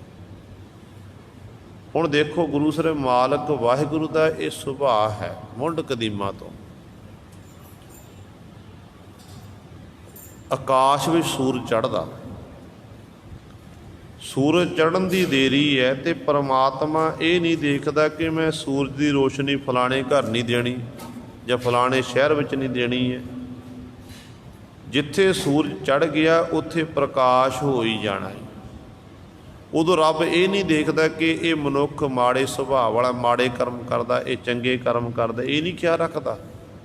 ਉਹ ਤਾਂ ਵਾਹਿਗੁਰੂ ਇਹ ਦੇਖਦਾ ਕਿ ਜੀਵ ਜਿਹੜਾ, ਇਹ ਜੀਵ ਉਹਦੇ ਪੈਦਾ ਕੀਤੇ ਨੇ। ਜਿਵੇਂ ਇੱਕ ਮਾਤਾ ਪਿਤਾ ਆਪਣੇ ਬੱਚਿਆਂ ਨੂੰ ਡਾਂਟਦੇ ਨਾ ਕਿ ਬੱਚਾ ਗਲਤੀ ਕਰੇ, ਤਾੜਨਾ ਕਰਦਾ ਹੈ, ਕਰਦੇ ਨੇ ਮਾਤਾ ਪਿਤਾ, ਪਰ ਆਪਣੇ ਬੱਚਿਆਂ ਨੂੰ ਉਹ ਰੋਟੀ ਦੇਣੀ ਬੰਦ ਨਹੀਂ ਕਰਦੇ, ਬੱਚੇ ਦੀਆਂ ਲੋੜਾਂ ਉਹ ਪੂਰੀਆਂ ਕਰਦੇ ਹਨ। ਇਸੇ ਤਰ੍ਹਾਂ ਹੀ ਜਿਹੜਾ ਪਰਮਾਤਮਾ ਹੈ, ਪਰਮਾਤਮਾ ਗੁਰੂ ਸਾਹਿਬ ਸਾਰੀ ਕਦੀਆਂ ਲੋੜਾਂ ਪੂਰੀਆਂ ਕਰਦਾ। ਚਾਹੇ ਕੋਈ ਚੰਗੇ ਸੁਭਾਅ ਵਾਲਾ, ਚਾਹੇ ਕੋਈ ਮਾੜੇ ਸੁਭਾਅ ਵਾਲਾ ਹੈ, ਕੋਈ ਮਾੜੇ ਕਰਮ ਕਰਦਾ, ਕੋਈ ਚੰਗੇ ਕਰਮ ਕਰਦਾ, ਉਹਨੇ ਸਾਰਿਆਂ ਉੱਤੇ ਕਿਰਪਾ ਉਹ ਕਿਰਪਾ ਕਰਦਾ। ਉਹ ਬਾਕੀ ਸਾਡੇ ਜਿਹੜੇ ਇਹ ਕਰਮ ਨੇ, ਕੋਈ ਦੁੱਖ ਭੋਗ ਰਿਹਾ, ਕੋਈ ਸੁੱਖ ਭੋਗ ਰਿਹਾ, ਕਈ ਆਪਣੀ ਜ਼ਿੰਦਗੀ ਗੁਰੂ ਸਰ ਇਸੇ ਤਰ੍ਹਾਂ ਨਰਕਾਂ ਦੇ ਵਿੱਚ ਬਤੀਤ ਕਰ, ਨਸ਼ਿਆਂ ਦੇ ਵਿੱਚ ਆਦੀ ਹੋਏ ਫਿਰਦੇ ਨੇ। ਉੱਠਦੇ ਆ ਸਾਰੀ ਕਈਆਂ ਦੀ ਹਾਲਤ ਇਹੋ ਜਿਹੀ ਹੈ, ਸ਼ਰਾਬ ਤੋਂ ਉਹਨਾਂ ਦੀ ਗੁਰੂ ਸਰ ਸ਼ੁਰੂਆਤ ਹੁੰਦੀ ਹੈ, ਬੀੜੀ ਸਿਗਰਟ ਤੋਂ ਸ਼ੁਰੂਆਤ ਹੁੰਦੀ ਹੈ। ਇਹ ਨਰਕ ਹੈ। ਜਿਹੜੇ ਅਜੋਕੇ ਸਮੇਂ ਜਿਹੜੇ ਮਨੁੱਖ ਨਸ਼ੇ ਤੋਂ ਬਚੇ ਹੋਏ ਨੇ, ਜਿਹਨਾਂ ਨੂੰ ਕੇਵਲ ਪ੍ਰਸ਼ਾਦੇ ਦਾ ਨਸ਼ਾ ਹੈ, ਮੈਂ ਕਹਿੰਦਾ ਉਹ ਸਭ ਤੋਂ ਵੱਡੇ ਗੁਰੂ ਸਰਿਓ ਇੱਕ ਸੁਖੀ ਨੇ ਉਹ ਜੀ। ਦਸਾਂ ਨੋਹਾਂ ਦੀ ਕਿਰਤ ਕਰਨਗੇ ਤੇ ਕਿਰਤ ਜੇ ਗੁਰੂ ਸਵਾਰੇ ਉਹ ਦਿਹਾੜੀ ਦੇ 'ਚ 500 ਰੁਪਏ ਵੀ ਕਮਾਉਂਦੇ ਨੇ ਨਾ, ਉਹਦੇ ਵਿੱਚੋਂ ਫਿਰ ਕੁਝ ਨਾ ਕੁਝ ਬਚਾ ਸਕਦੇ ਨੇ। ਜੇ 500 ਰੁਪਇਆ ਕਮਾਇਆ ਤੇ ਰਾਤ ਨੂੰ 250-300 ਦੀ ਸ਼ਰਾਬ ਦੀ ਬੋਤਲ ਲਿਆਂਦੀ, ਫਿਰ ਪਰਿਵਾਰ ਵੀ ਭੁੱਖਾ ਮਰੇਗਾ ਤਾਂ ਆਪ ਵੀ ਭੁੱਖਾ ਮਰੇਗਾ, ਦੂਜਾ ਸਿਹਤ ਦਾ ਨੁਕਸਾਨ ਵੱਖਰਾ। ਇਸ ਕਰਕੇ ਗੁਰੂ ਸਵਾਰਿਓ ਅਸਲ ਵਿੱਚ ਉਹ ਮਨੁੱਖ ਜਿਹੜਾ ਮਨੁੱਖ ਨੂੰ ਜਿਵੇਂ ਜਿਹੜਾ ਮਨੁੱਖ ਗੁਰ ਨਸ਼ੇ ਤੋਂ ਰਹਿਤ ਹੈ, ਉਹਦੇ ਉੱਤੇ ਫਿਰ ਮਾਲਕ ਦੀ ਬੜੀ ਬਖਸ਼ਿਸ਼ ਹੈ। ਤੇ ਬਾਕੀ ਇਹ ਸਾਰੇ ਆਪਣੇ ਆਪਣੇ ਕਰਮ ਨੇ, ਕੋਈ ਦੁੱਖ ਭੋਗ ਰਿਹਾ, ਕੋਈ ਸੁੱਖ ਭੋਗ ਰਿਹਾ ਹੈ। ਭਗਤ ਤਰਲੋਚਨ ਸਾਹਿਬਾਨ ਜੀ ਦਾ ਸ਼ਬਦ ਆਉਂਦਾ ਗੁਰੂ ਗ੍ਰੰਥ ਸਾਹਿਬ ਮਹਾਰਾਜ ਦੇ ਵਿੱਚ। ਉਹ ਕਹਿੰਦੇ ਨੇ, ਨਾਰਾਇਣ ਨਿੰਦਸ ਕਾਏ ਭੂਲੀ ਗੁਬਾਰੀ, ਦੁਕ੍ਰਿਤ ਸੁਕ੍ਰਿਤ ਥਾਰੋ ਕਰਮਰੀ। ਕਹਿੰਦੇ ਇਹ ਤੇਰੇ ਕਰਮ ਨੇ। ਕਹਿੰਦੇ ਕਿਉਂਕਿ ਆਮ ਤੌਰ 'ਤੇ ਮਨੁੱਖ ਦੀ ਆਦਤ ਹੈ ਨਾ ਕਿ ਚੰਗਾ ਕੰਮ ਹੋਵੇ ਤੇ ਚੰਗੇ ਕੰਮ ਦਾ ਸਿਹਰਾ ਮਨੁੱਖ ਆਪਣੇ 'ਤੇ ਲੈਂਦਾ ਕਿ ਮੈਂ ਕੰਮ ਕੀਤਾ ਏ, ਜੇ ਮੈਂ ਨਹੀਂ ਹੁੰਦਾ ਤੇ ਮੇਰੇ ਤੋਂ ਬਿਨਾਂ ਇਹ ਕਾਰਜ ਨਹੀਂ ਹੋਣਾ ਸੀ। ਪਰ ਸਤਿਗੁਰੂ ਕਹਿੰਦੇ ਜਦੋਂ ਮਾੜਾ ਕੰਮ ਹੁੰਦਾ ਤੇ ਮਾੜੇ ਕੰਮ ਨੂੰ ਕਹਿੰਦਾ ਤੇ ਰੱਬ ਨੇ ਚੰਗਾ ਨਹੀਂ ਕੀਤਾ, ਪਰਮੇਸ਼ਰ ਨੇ ਚੰਗਾ ਨਹੀਂ ਕੀਤਾ। ਪਰ ਸਤਿਗੁਰੂ ਕਹਿੰਦੇ ਉਦੋਂ ਫਿਰ ਮਨੁੱਖ, ਨਾਰਾਇਣ ਦਾ ਅਰਥ ਹੈ ਪਰਮੇਸ਼ਰ, ਪਰਮੇਸ਼ਰ ਨੂੰ ਨਿੰਦਣ ਲੱਗ ਪੈਂਦਾ ਹੈ। ਤੇ ਗੁਰੂ ਸਾਹਿਬਾਨ ਜੀ ਕਹਿੰਦੇ, ਨਾਰਾਇਣ ਨਿੰਦਸ ਕਾਏ ਭੂਲੀ ਗਵਾਰੀ। ਹੇ ਬੇਸਮਝ ਜੀਵ ਰੂਪੀ ਇਸਤਰੀਏ, ਤੂੰ ਉਸ ਨਾਰਾਇਣ ਨੂੰ, ਪਰਮੇਸ਼ਰ ਨੂੰ ਕਿਉਂ ਇਸ ਤਰ੍ਹਾਂ ਤੂੰ ਨਿੰਦਦੀ ਹੈ, ਕਿਉਂ ਉਹਨੂੰ ਉਲਾਂਭੇ ਦਿੰਦੀ ਹੈ। ਜਿਹੜੇ ਤੈਨੂੰ ਦੁੱਖ ਮਿਲਣੇ ਨੇ, ਗਰੀਬੀ ਹੈ, ਅਮੀਰੀ ਹੈ, ਦੁੱਖ ਹੈ, ਸੁੱਖ ਹੈ, ਇਹ ਸਾਰੇ ਥਾਰੋ ਕਰਮਰੀ, ਇਹ ਤੇਰੇ ਕਰਮ ਨੇ। ਜਿਹੜੇ ਤੇ ਚੰਗੇ ਮਾੜੇ ਕੰਮ ਕੀਤੇ ਨੇ, ਜਿਹੋ ਜਿਹਾ ਬੀਜ ਬੀਜਿਆ ਉਹੋ ਜਿਹਾ ਤੈਨੂੰ ਫਲ ਮਿਲ ਰਿਹਾ ਹੈ। ਇਸ ਕਰਕੇ ਪਰਮਾਤਮਾ ਨੂੰ ਦੋਸ਼ ਨਹੀਂ ਦੇਣਾ, ਦੋਸ਼ ਹੈ ਸਾਡੇ ਕਰਮਾਂ ਦਾ। ਜੋ ਆਪਾਂ ਕਰ ਰਹੇ ਹਾਂ ਉਹ ਆਪਾਂ ਭੋਗ ਰਹੇ ਹਾਂ। ਤੇ ਚੰਗੇ ਕਰਮ ਕਰਾਂਗੇ ਤੇ ਚੰਗੇ ਕਰਮਾਂ ਦਾ ਚੰਗਾ ਸਾਨੂੰ ਫਲ ਮਿਲੇਗਾ। ਇਸ ਕਰਕੇ ਸਤਿਗੁਰੂ ਕਹਿੰਦੇ ਨੇ, ਭਾਈ ਉਹ ਮਾਲਕ ਉੱਤੇ ਟੇਕ ਰੱਖ, ਮਾਲਕ ਉੱਤੇ ਵਿਸ਼ਵਾਸ ਰੱਖ। ਭਰੋਸੇ ਦੇ ਜਦ ਭਰੋਸਾ ਰੱਖੇਗਾ ਨਾ, ਤੇ ਜਿਵੇਂ ਮਾਤਾ ਦੇ ਉਦਰ ਵਿੱਚ ਮਾਲਕ ਨੇ ਤੇਰੀ ਪ੍ਰਤਪਾਲਣਾ ਕੀਤੀ ਹੈ, ਇਸੇ ਤਰ੍ਹਾਂ ਉਹ ਇਸ ਲੋਕ ਦੇ ਵਿੱਚ ਵੀ ਤੇਰੀ ਰੱਖਿਆ ਕਰੇਗਾ, ਸਮੇਂ ਸਮੇਂ ਤੇਰੀ ਸੰਭਾਲ ਕਰੇਗਾ। ਆਪਣੀ ਬੁੱਧੀ ਦੇ ਨਾਲ, ਵਿਵੇਕ ਰਾਹੀਂ ਕਹਿੰਦੇ ਇਸ ਗਿਆਨ ਦੇ ਰਾਹੀਂ ਇਸ ਗੱਲ ਨੂੰ ਸਮਝਣਾ ਕਰ। ਮੇਰੇ ਮਨ ਨਾਮ ਕੀ ਕਰ ਟੇਕ, ਤਿਸ ਹੈ ਬੂਝ ਜਿਨ ਤੂੰ ਕੀਆ, ਪ੍ਰਭ ਕਰਨ ਕਾਰਨ ਏਕ। ਰਹਾਉ ਵਾਲੀ ਪੰਕਤੀ 'ਚ ਸਤਿਗੁਰੂ ਬਖਸ਼ਿਸ਼ ਕਰਦੇ ਨੇ। ਕਹਿੰਦੇ ਫਿਰ ਕਰਨਾ ਕੀ ਹੈ, ਪੁੱਛਿਆ, ਸਵਾਲ ਕੀਤਾ ਸਤਿਗੁਰੂ ਨੂੰ ਕਿ ਸਤਿਗੁਰੂ ਆਪ ਜੀ ਕਹਿੰਦੇ ਨੇ ਉਸ ਮਾਲਕ ਨੂੰ ਚੇਤੇ ਰੱਖੋ ਜਿਸ ਮਾਲਕ ਨੇ ਤੇਰੀ ਮਾਤਾ ਦੇ ਉਦਰ ਵਿੱਚ ਪ੍ਰਤਪਾਲਨਾ ਕੀਤੀ, ਇੱਥੇ ਵੀ ਰੱਖਿਆ ਕਰਨ ਵਾਲਾ। ਕਹਿੰਦੇ ਫਿਰ ਉਦੋਂ ਕਿਵੇਂ ਆਪਾਂ ਚੇਤੇ ਕਰੀਏ, ਕਿਹੜਾ ਤਰੀਕਾ ਹੈ। ਮਨੁੱਖ ਸੰਸਾਰ ਵਿੱਚ ਵਿਚਰਦਾ ਹੋਇਆ ਹਰ ਇੱਕ ਮਨੁੱਖ ਦਾ ਕੋਈ ਨਾ ਕੋਈ ਸਹਾਰਾ ਹੈ। ਬਚਪਨ ਤੋਂ ਲੈ ਕੇ ਬੁਢਾਪੇ ਤੱਕ ਮਨੁੱਖ ਦਾ ਕੋਈ ਨਾ ਕੋਈ ਸਹਾਰਾ ਹੈ।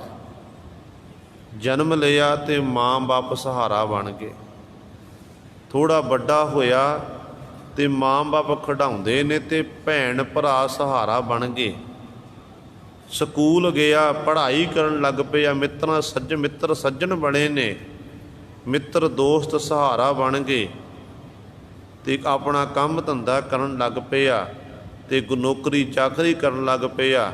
ਤੇ ਉਦੋਂ ਵੀ ਗੁਰੂ ਕਿਸੇ ਨਾ ਕਿਸੇ ਸਹਾਰੇ ਦੇ ਰਾਹੀਂ ਆਪਣਾ ਕਾਰਜ ਸ਼ੁਰੂ ਕੀਤਾ। ਭਾਵ ਕੋਈ ਨਾ ਕੋਈ ਸਹਾਰਾ ਤੱਕਿਆ ਹੈ। ਜਿਵੇਂ ਆਪਾਂ ਕਹਿ ਦਈਏ ਆਮੋ ਸਾਹਮਣੇ ਫੌਜਾਂ ਹੁੰਦੀਆਂ ਨੇ ਮੈਦਾਨੇ ਜੰਗ ਦੇ ਵਿੱਚ, ਤੇ ਆਪਾਂ ਪੁਰਾਤਨ ਸਮੇਂ ਦੇਖਦੇ ਹੁੰਦੇ ਸੀ ਕਿ ਇੱਕ ਸੰਜੋ ਪਹਿਨਦੇ ਹੁੰਦੇ ਸੀ। ਸੰਜੋ ਲੋਹ ਦਾ ਸਾਰਾ ਕਵਰ ਹੁੰਦਾ ਸੀ, ਜਿਹਦੇ ਰਾਹੀਂ ਮਨੁੱਖ ਜਿਹੜਾ ਸੂਰਮੇ ਸੀ ਆਪਣੇ ਸਾਰੇ ਸਰੀਰ ਨੂੰ ਢੱਕ ਲੈਂਦੇ ਸੀ। ਉਹ ਸੰਜੋ ਕਿਉਂ ਪਹਿਨਿਆ ਜਾਂਦੇ, ਤਾਂ ਕਿ ਦੁਸ਼ਮਣ ਜੋ ਕੋਈ ਵਾਰ ਕਰੇ ਨਾ, ਉਹ ਸਰੀਰ ਉੱਤੇ ਆ ਕੇ ਫੱਟ ਨਾ ਲੱਗੇ। ਸੰਜੋ ਦੇ ਰਾਹੀਂ ਉਹ ਵਾਰ ਰੋਕਿਆ ਜਾਂਦਾ ਸੀ। ਤੇ ਇੱਕ ਫੌਜੀ ਦੇ ਲਈ, ਇੱਕ ਸਿਪਾਹੀ ਦੇ ਲਈ ਜਿਹੜਾ ਸੰਜੋ ਹੈ ਉਹ ਸਹਾਰਾ ਹੋ ਗਿਆ। ਸੰਜੋ ਦੀ ਟੇਕ ਲੈਣਾ ਕੀਤੀ ਹੈ। ਇਸੇ ਤਰ੍ਹਾਂ ਹੀ फौजी लोग अपने मोर्चे लाते हैं जंगां युद्धां विच, वो सहारा हो गया। हुण गर्मी की रुत है, गर्मी की रुत कई गुरु सरे आपां घर विच कूलर चलाते हैं, पखे चलाते, AC चलते ने, ये साडा एक सहारा बन गया, सहारा बन गया। गर्मी की सर्दी की रुत विच जदों गुरु सवारे आपां देखते हैं मींह पै रहा, बरखा हो रही है, बरखा पैण वेले आपां बाहर जाना है, बाहर जाण दे लई आपां छतरी का सहारा लेंदे, छतरी एक सहारा हो गया। भाव किसी ने किसी टेक आसरा तकिया मनुख ने, जिहड़ी समय समय जरूरत पई है उहदे मुताबक उहनूं वरतना कीता। इसे तरह ही सतगुरु कहंदे जे तैं मालक दीयां खुशियां लैणियां, प्रभु की बख्शिश के पात्र बनना है, कहंदे फिर हे मेरे मना तू भी टेक आसरा लैना कर, ओट लैना कर। कादी ओट? मेरे मन नाम की कर टेक, नाम की टेक लै। जिवें आपां पढ़दे हां भगत साहिबान जी दे बचन, मैं अंधले की टेक तेरा नाम खुंदकारा, मैं गरीब मैं मस्कीन तेरा नाम है आधारा। हे वाहिगुरु मैं गरीब हाँ, मस्कीन का अर्थ है अत दा गरीब, गरीबां दा गरीब। मालक जी मैं गरीब दा गरीब हाँ, मैं गरीब मैं मस्कीन, तेरा नाम है आधारा, मैनू केवल तेरे नाम का ही आधार आसरा है। नाम का आसरा, जिन्हों ने नाम का आसरा तक लिया फिर गुरु सरे वो वाकई संसार समुद्र तो तर जाते हैं। धन गुरु नानक देव महाराज ते सतगुरु भाई बाला जी, भाई मरदाना जी जा रहे ने, समय समय अनुसार सतगुरु ने कला भी विखाइयां ने लोड़ पैण ते। कहते ने जन्म साखी मुताबक कहते सतगुरु गुरु नानक पास समुंदर आया, समुंदर लंघन लगे। सतगुरु कहन लग, भाई मरदाना जी कहन लगे पातशाह एडा डूंगा समुंदर किवें टप्पीए, कोई पुल नहीं है, कोई बेड़ी नहीं है, बेड़ी तो बिना आपां अगले पारले किनारे नहीं जा सकते हाँ। कोई पुल होवे ते पुल उत्ते सवार होके आपां तुर के जा सकते हैं, इत्थों किवें चलीए। ते धन गुरु नानक देव महाराज कहन लगे भाई जपजी साहिब की पावन बाणी च असीं बचन कीते हन, सुनिया सरा गुणा के गाहा, सुनिया सेख पीर पासाहा, सुनिया अंधे पावै राहो, सुनिया हाथ होवै असगाहो। सतगुरु का जिहड़ा नाम नूं सुणदे ने, नाम जपदे ने, नाम जपण दे ना सुणन दे नाल ਉਹ ਸੰਸਾਰਕ ਸਮੁੰਦਰ ਤੋਂ ਤਰ ਜਾਂਦੇ ਨੇ। ਇਹ ਸਮੁੰਦਰ ਤਾਂ ਕੀ ਜੇ ਮਾਲਕ ਸੰਸਾਰ ਸਮੁੰਦਰ ਤੋਂ ਤਾਰ ਸਕਦਾ ਹੈ ਕਿ ਸਾਨੂੰ ਇਹ ਤੋਂ ਪਾਰ ਨਹੀਂ ਕਰਾ ਸਕਦਾ ਹੈ। ਕਹਿਣ ਲੱਗੇ ਤੂੰ ਨਾਮ ਦਾ ਸਹਾਰਾ ਲੈ। ਪਾਤਸ਼ਾਹ ਕਹਿਣ ਲੱਗੇ ਭਾਈ ਮਰਦਾਨੇ ਕਿ ਸੋਹੰ ਸੋਹੰ ਦਾ ਜਾਪ ਕਰ। ਤੇ ਜਦੋਂ ਹੁਣ ਸੋਹੰ ਸੋਹੰ ਕਰ ਰਹੇ ਨੇ, ਕਹਿੰਦੇ ਉਸ ਨਦੀ ਵਿੱਚੋਂ ਸਮੁੰਦਰ ਤੋਂ ਜਿਵੇਂ ਆਪਾਂ ਧਰਤੀ ਉੱਤੇ ਤੁਰਦੇ ਨੇ ਨਾ, ਇੰਜ ਗੁਰੂ ਨਾਨਕ ਸਾਹਿਬ ਮਹਾਰਾਜ ਤੁਰਦੇ ਜਾ ਰਹੇ। ਪਾਤਸ਼ਾਹ ਅੱਗੇ ਅੱਗੇ ਤੇ ਭਾਈ ਮਰਦਾਨਾ ਜੀ ਪਿੱਛੇ ਪਿੱਛੇ। ਤੇ ਸਤਿਗੁਰੂ ਆਖਰੇ ਵਾਹਿਗੁਰੂ ਸਤਨਾਮ ਵਾਹਿਗੁਰੂ ਸਤਨਾਮ ਵਾਹਿਗੁਰੂ। ਤੇ ਭਾਈ ਮਰਦਾਨਾ ਜੀ ਨੂੰ ਆਖਿਆ ਸੋਹੰਗ ਸੋਹੰਗ ਆਖਣਾ। ਤੇ ਭਾਈ ਮਰਦਾਨਾ ਜੀ ਮਨ ਵਿੱਚ ਵਿਚਾਰ ਕਰਦੇ ਕਿ ਮੈਨੂੰ ਸਤਿਗੁਰੂ ਨੇ ਸੋਹੰਗ ਆਖ ਦਿੱਤਾ ਤੇ ਆਪ ਸਤਨਾਮ ਵਾਹਿਗੁਰੂ ਦਾ ਜਾਪ ਕਰ ਰਹੇ ਨੇ। ਕਹਿੰਦੇ ਉਸ ਸਮੇਂ ਭਾਈ ਮਰਦਾਨਾ ਜੀ ਫਿਰ ਗੁਰੂ ਸਵਰਿਓ ਉਹ ਵੀ ਮੁੱਖੋਂ ਆਖਣ ਲੱਗੇ ਸਤਨਾਮ ਵਾਹਿਗੁਰੂ ਸਤਨਾਮ ਵਾਹਿਗੁਰੂ। ਦੇ ਫਿਰ ਭਾਈ ਮਰਦਾਨਾ ਜੀ ਗੋਤੇ ਖਾਣ ਲੱਗ ਪਏ। ਜਦੋਂ ਗੋਤੇ ਖਾਣ ਲੱਗੇ ਤੇ ਕਹਿਣ ਲੱਗੇ ਪਾਤਸ਼ਾਹ ਬਚਾਓ ਮੈਂ ਡੁੱਬ ਰਿਹਾ ਹਾਂ। ਤੇ ਗੁਰੂ ਨਾਨਕ ਪਾਤਸ਼ਾਹ ਮਹਾਰਾਜ ਕਹਿਣ ਲੱਗੇ ਭਾਈ ਜੋ ਗੁਰੂ ਕਹਿੰਦਾ ਨਾ, ਗੁਰੂ ਦੇ ਬਚਨਾਂ ਨੂੰ ਸੱਤ ਕਰਕੇ ਮੰਨਣਾ ਹੈ। ਤੈਨੂੰ ਅਸੀਂ ਹੁਕਮ ਕੀਤਾ ਸੀ ਤੇ ਇਸ ਕਰਕੇ ਇਹ ਤੂੰ ਜਾਪ ਕਰਨਾ ਸੀ ਸਤਿਗੁਰੂ। ਇਸ ਤਰ੍ਹਾਂ ਗੁਰੂ ਸਵਾਰੇ ਫਿਰ ਸਮੁੰਦਰ ਨੂੰ ਉਸਨੂੰ ਪਾਰ ਕੀਤਾ। ਸੋ ਕਹਿਣ ਦਾ ਭਾਵ ਹੈ ਕਿ ਨਾਮ ਵਿੱਚ ਇੰਨੀ ਤਾਕਤ ਹੈ ਨਾਮ ਜਪਣ ਵਾਲੇ ਸੰਸਾਰ ਸਮੁੰਦਰ ਤੋਂ ਤਰ ਜਾਂਦੇ ਨੇ। ਨਾਮ ਜਪਣ ਵਾਲੀਆਂ ਰੂਹਾਂ ਗੁਰੂ ਸਵਾਰੇ ਉਹ ਮੁਕਤ ਹੋ ਜਾਂਦੀਆਂ ਹਨ। ਇਸ ਕਰਕੇ ਨਾਮ ਜਪਣਾ ਜ਼ਰੂਰੀ ਹੈ। ਕੋਸ਼ਿਸ਼ ਕਰਿਆ ਕਰੋ, ਘੱਟੋ ਘੱਟ ਆਪਾਂ 10-15 ਮਿੰਟ ਸਵੇਰੇ ਉੱਠ ਕੇ ਵਾਹਿਗੁਰੂ ਗੁਰਮੰਤਰ ਦਾ ਜਾਪ ਜ਼ਰੂਰ ਕਰਿਆ ਕਰੋ। ਘੱਟੋ ਘੱਟ 10 ਮਿੰਟ ਦਾ ਮੂਲ ਮੰਤਰ ਗੁਰਮੰਤਰ, ਜੇ ਵੈਸੇ ਤਾਂ ਵੱਧ ਕਰਨਾ ਚਾਹੀਦਾ, ਚਲੋ ਇੰਨਾ ਸਮਾਂ ਜ਼ਰੂਰ ਕੱਢਿਆ ਕਰੀਏ ਆਪਾਂ। ਫਿਰ ਆਪਾਂ ਜਪਜੀ ਸਾਹਿਬ ਪੜ੍ਹੋ, ਜਾਪ ਸਾਹਿਬ ਪੜ੍ਹੋ, ਦਵੈ ਪ੍ਰਸਾਦ ਸਵਈਏ ਪੜ੍ਹੋ, ਨਿਤਨੇਮ ਪੂਰਾ ਕਰੋ, ਉਹ ਵੱਖਰੀ ਗੱਲ ਹੈ।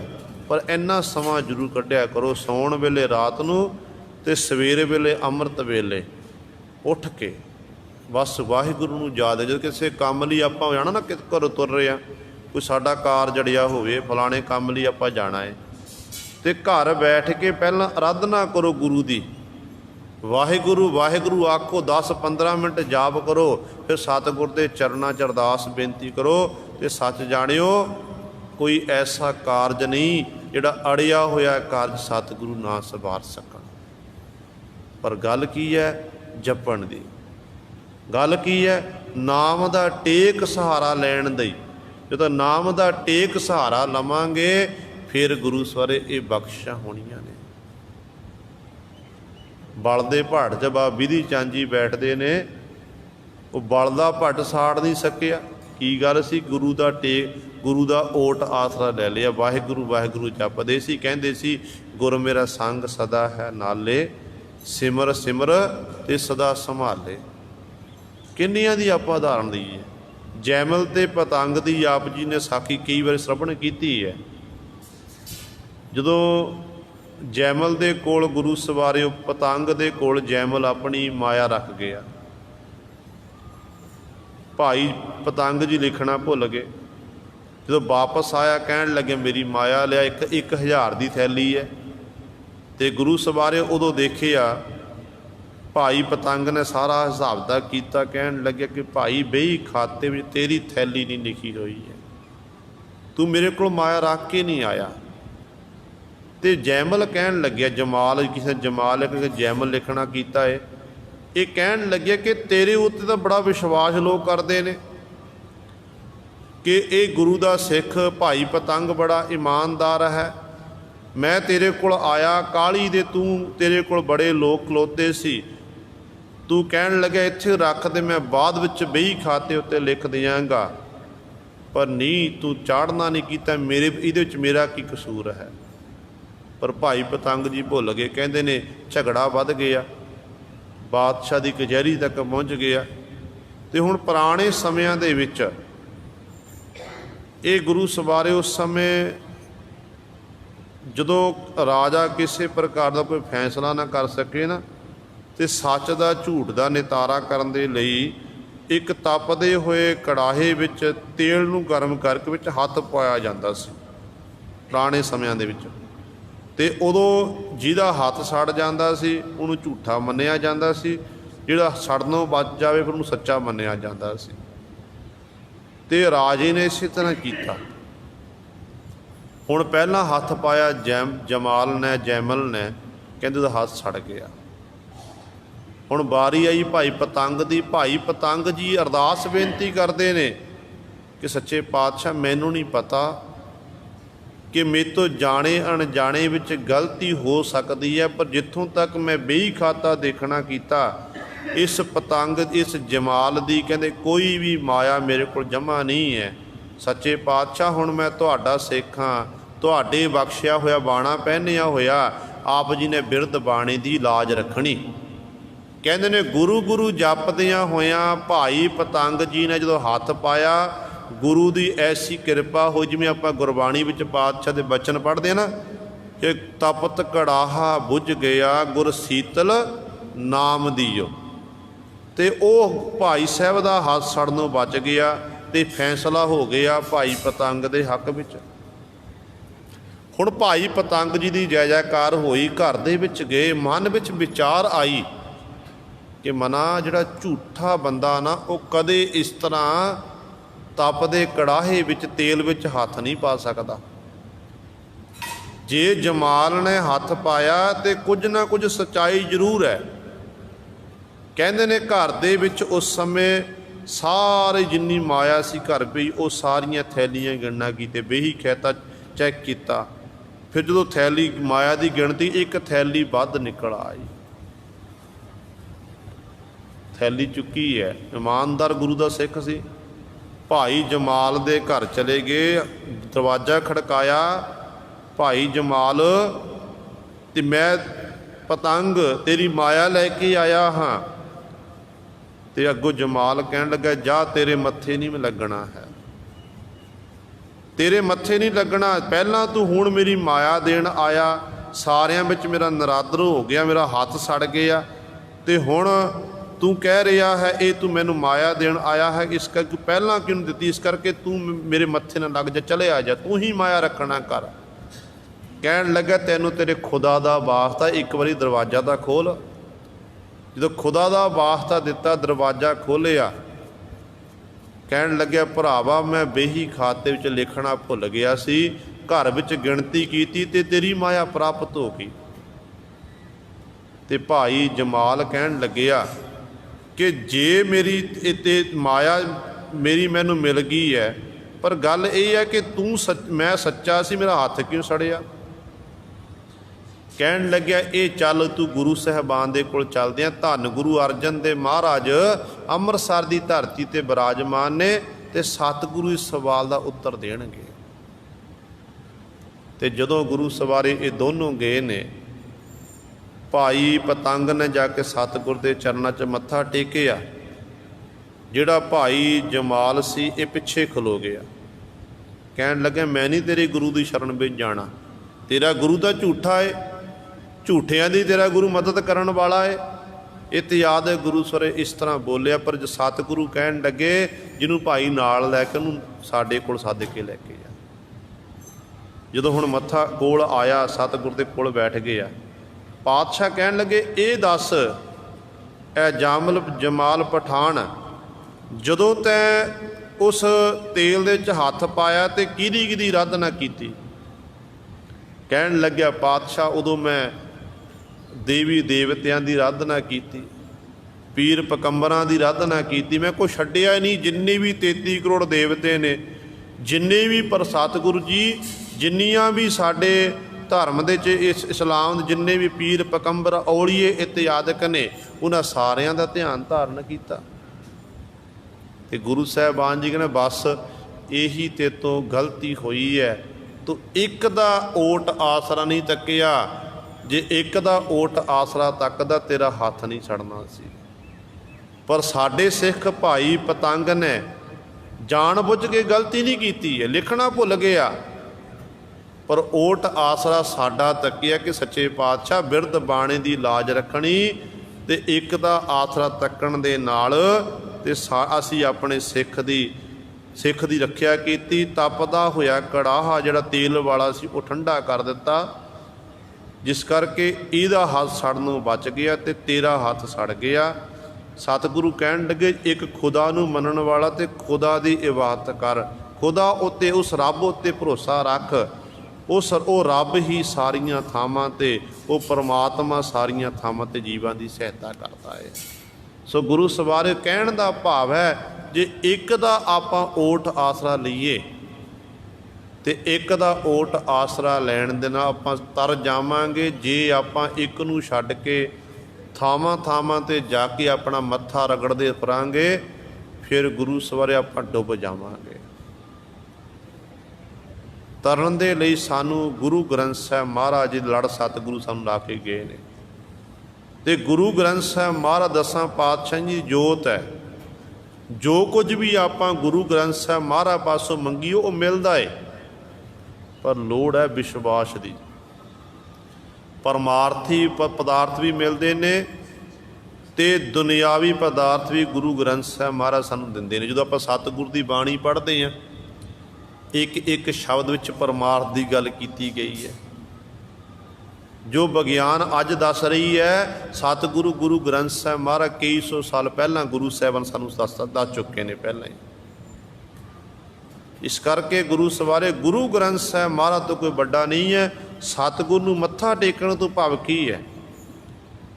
ਮੱਥਾ ਟੇਕਿਆ ਕਿ ਆਪਾਂ ਕੜਾਹ ਪ੍ਰਸ਼ਾਦ ਦੀ ਦੇਗ ਲਈ ਨਹੀਂ, ਇਹ ਮੱਥਾ ਟੇਕਣਾ ਨਹੀਂ ਹੋਇਆ, ਇਹ ਵੀ ਮੁਬਾਰਕ ਹੈ। ਪਰ ਸਤਿਗੁਰੂ ਗੁਰੂ ਗ੍ਰੰਥ ਸਾਹਿਬ ਦੀ ਬੜੀ ਪਾਵਨ ਬਾਣੀ ਪੜ੍ਹਨੀ ਹੈ। ਸਾਡਾ ਗੁਰੂ ਸਾਨੂੰ ਕਹਿ ਕੀ ਰਿਹਾ ਹੈ, ਸਾਡਾ ਗੁਰੂ ਕੀ ਕਹਿ ਰਿਹਾ ਤੇ ਆਪਾਂ ਕੀ ਕਰ ਰਹੇ ਹਾਂ, ਇਹ ਬਾਣੀ ਪੜ੍ਹ ਕੇ ਪਤਾ ਲੱਗੇਗਾ। ਜਦੋਂ ਪੜ੍ਹਾਂਗੇ ਇੱਕ ਇੱਕ ਸ਼ਬਦ, 1430 ਅੰਗ ਨੇ ਗੁਰੂ ਸਵਾਰਿਓ।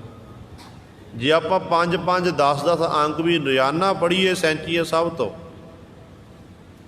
ਤੇ ਗੁਰੂ ਸਵਾਰੇ ਭੋਗ ਪਾਇਆ ਜਾ ਸਕਦਾ ਹੈ। ਪਰ ਆਪਾਂ ਇੰਨੇ ਆਲਸੀ ਹੋ ਗਏ ਹਾਂ, ਸਾਰਾ ਦਿਨ ਆਪਾਂ ਫੇਸਬੁੱਕ ਉੱਤੇ, ਸੋਸ਼ਲ ਮੀਡੀਆ ਉੱਤੇ ਆਪਾਂ ਆਪਣਾ ਬਤੀਤ ਕਰ ਦਿੰਦੇ ਹਾਂ। ਵਟਸਐਪ ਚਲਾ ਲਿਆ, ਫੇਸਬੁੱਕ, ਇੰਸਟਾਗ੍ਰਾਮ ਚਲਾ ਲਿਆ, ਇਹਦੇ ਵਿੱਚ ਹੀ ਲੱਗੇ ਹੋਏ ਹਾਂ। ਅਤੇ ਇਹ ਜੇ ਆਪਾਂ ਇੱਕ ਇੱਕ ਸ਼ਬਦ ਵੀ ਰੋਜ਼ਾਨਾ ਪੜ੍ਹੀਏ ਤਾਂ ਸਤਿਗੁਰੂ ਗੁਰੂ ਗ੍ਰੰਥ ਸਾਹਿਬ ਮਹਾਰਾਜ ਦੇ ਸਾਨੂੰ ਦੀਦਾਰ ਹੋ ਸਕਦੇ ਨੇ, ਅਸਲੀ ਦਰਸ਼ਨ।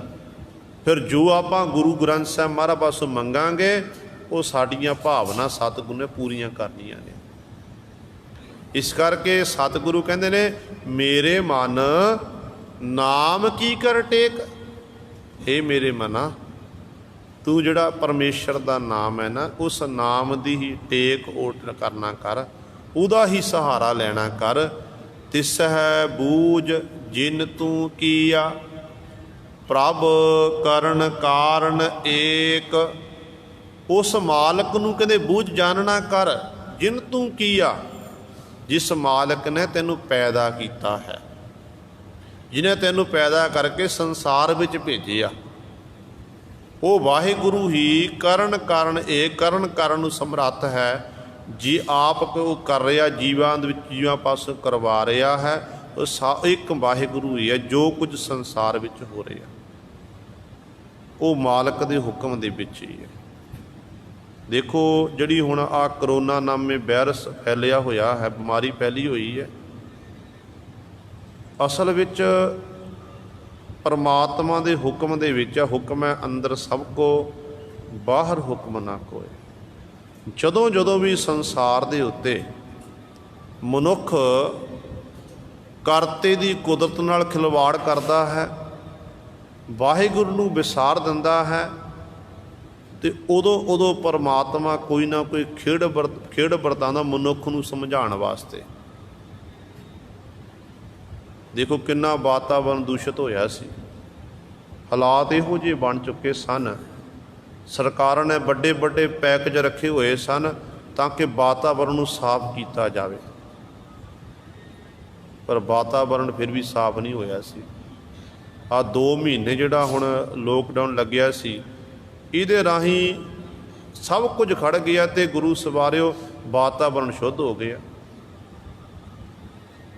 ਤੇ ਅਸੀਂ ਆਪ ਹੀ ਖਿਲਵਾੜ ਕਰ ਰਹੇ ਹਾਂ, ਜਿਸ ਕਰਕੇ ਗੁਰੂ ਸਵਾਰਿਓ ਇਹ ਜਿਹੜੀਆਂ ਰੋਗਾਂ ਦਾ ਉਤਪੰਨ ਹੋ ਰਿਹਾ ਹੈ। ਜੇ ਆਪਾਂ ਪਹਿਲਾਂ ਹੀ ਪਰਮਾਤਮਾ ਦੇ ਭੈ ਵਿੱਚ ਰਹਿ ਕੇ, ਰਜਾ ਵਿੱਚ ਰਹਿ ਕੇ ਉਹ ਕੰਮ ਕਰੀਏ ਜਿਹਦੇ ਰਾਹੀਂ ਸਾਨੂੰ ਪ੍ਰਭੂ ਦੇ ਦਰ ਤੋਂ ਸਾਨੂੰ ਅਸੀਸਾਂ ਪ੍ਰਾਪਤ ਹੋਣ, ਖੁਸ਼ੀਆਂ ਪ੍ਰਾਪਤ ਹੋਣ, ਫਿਰ ਗੁਰੂ ਸਵਾਰਿਓ ਪਰਮਾਤਮਾ ਨੇ ਸਾਡੇ ਉੱਤੇ ਹੋਰ ਜ਼ਿਆਦਾ ਬਖਸ਼ਿਸ਼ਾਂ ਕਰਨੀਆਂ ਹਨ। ਸੋ ਸਤਿਗੁਰੂ ਕਹਿੰਦੇ ਨੇ, ਉਹ ਮਾਲਕ ਨੇ ਤੈਨੂੰ ਪੈਦਾ ਕੀਤਾ, ਜਿਸ ਨੇ ਤੈਨੂੰ ਪੈਦਾ ਕੀਤਾ ਉਹਨੂੰ ਹੀ ਕਹਿੰਦੇ ਜਾਣਨਾ ਕਰ। ਉਹੀ ਕਹਿੰਦੇ ਵਾਹਿਗੁਰੂ ਕਰਨ ਕਾਰਨ ਪ੍ਰਭ ਏਕ, ਉਹ ਕਰਨ ਕਾਰਨ ਨੂੰ ਸਮਰੱਥ ਹੈ, ਇੱਕ ਮਾਲਕ ਹੈ। ਰਹਾਉ ਚੇਤ ਮਨ ਮਹਿ ਤਜ ਸਿਆਣਪ, ਛੋੜ ਸਗਲੇ ਭੇਖ। ਹੁਣ ਰਹਾਉ ਵਾਲੀ ਪੰਗਤੀ 'ਚ ਵਿਸ਼ਰਾਮ ਦੇ ਕੇ ਰੁਕ ਕੇ ਗੁਰੂ ਸਾਹਿਬਾਨ ਜੀ ਸਾਨੂੰ ਸਮਝਾਉਂਦੇ ਨੇ ਅਖੀਰਲੀਆਂ ਪੰਗਤੀਆਂ ਦੇ ਵਿੱਚ ਕਰਨਾ ਕੀ ਹੈ। ਕਹਿੰਦੇ ਨੇ, ਚੇਤ ਮਨ ਮੈਂ ਤਜ ਸਿਆਣਪ। ਬਸ ਮਨ ਕਰਕੇ ਸਾਤੋਂ ਚੇਤੇ ਨਹੀਂ ਹੋ ਰਿਹਾ, ਬਸ ਇੰਨੀ ਕੁ ਕਮੀ ਹੈ।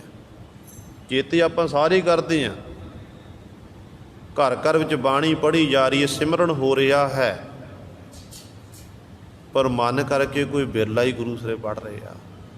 ਤੇ ਪਾਤਸ਼ਾਹ ਕਹਿੰਦੇ, ਚੇਤ ਮਨ ਮੈਂ, ਆਪਣੇ ਮਨ ਵਿੱਚ ਚੇਤੇ ਕਰ। ਤਜ ਸਿਆਣਪ, ਮਨ ਵਿੱਚ ਚੇਤੇ ਕਦੋਂ ਹੋਵੇਗਾ, ਜਦੋਂ ਅਸੀਂ ਆਪਣੀ ਸਿਆਣਪ ਨੂੰ ਛੱਡ ਦਿਆਂਗੇ। ਹੁਣ ਗੁਰੂ ਸਾਹਿਬਾਨ ਨੂੰ ਮੱਥਾ ਆਪਾਂ ਟੇਕਦੇ ਹਾਂ, ਦੋਨੋਂ ਹੱਥ ਜੋੜ ਕੇ ਅਰਦਾਸ ਬੇਨਤੀ ਕਰਦੇ ਆ, ਸੀਸ ਝੁਕਾਉਂਦੇ ਆ, ਗੋਡੇ ਮੂੰਹਦੇ ਮਾਰਦੇ ਆ। ਮੱਥਾ ਟੇਕਣ ਤੋਂ ਭਾਵ ਕੀ ਹੈ ਕਿ ਸੱਚੇ ਪਾਤਸ਼ਾਹ ਮੈਂ ਆਪਣੀ ਸਿਆਣਪ ਛੱਡ ਕੇ ਤੇਰੀ ਸਿਆਣਪ ਧਾਰਨ ਕਰਨ ਲਈ ਤੇਰੇ ਦਰ ਤੇ ਆਇਆ ਹਾਂ।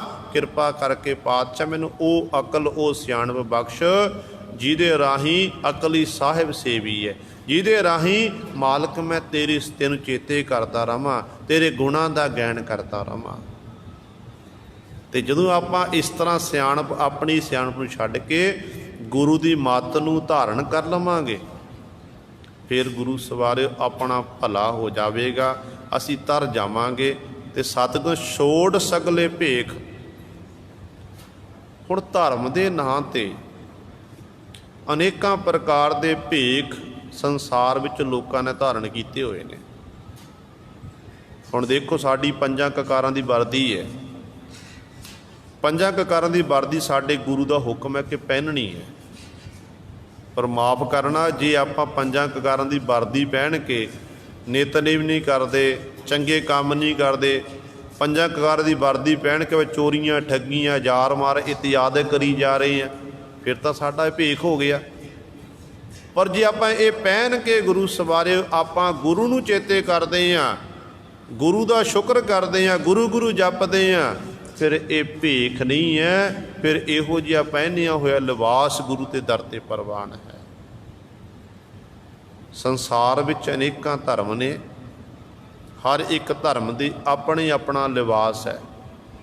ਜੋ ਕੰਨ ਪਾਟੇ ਜੋਗੀਆਂ ਨੇ ਕੰਨਾਂ ਵਿੱਚ ਮੁੰਦਰਾਂ ਪਾਈਆਂ ਹੋਈਆਂ ਨੇ, ਗੇਰੂ, ਕਿਸੇ ਨੇ ਗੇਰੂ ਰੰਗ ਦੇ ਵਸਤਰ ਪਹਿਨੇ ਹੋਏ ਨੇ, ਕਿਸੇ ਨੇ ਆਪਣੇ ਸਰੀਰ ਉੱਤੇ ਭਸਮ ਸੁਆਹ ਮਲੀ ਹੋਈ ਹੈ, ਕੋਈ ਕਿਸ ਤਰ੍ਹਾਂ, ਕੋਈ ਕਿਸ ਤਰ੍ਹਾਂ, ਜਿਹਦੇ ਬਾਬਤ ਸਤਿਗੁਰੂ ਕਹਿੰਦੇ ਇਹ ਤਾਂ ਭੇਖ ਹੈ। ਜੇ ਤੇਰੇ ਕੋਲ ਨਾਮ ਨਹੀਂ, ਇਹ ਭੇਖ ਹੈ। ਇਸ ਭੇਖ ਦੇ ਰਾਹੀਂ ਤੈਨੂੰ ਰੱਬ ਦੀ ਪ੍ਰਾਪਤੀ ਨਹੀਂ ਹੋਣੀ ਹੈ।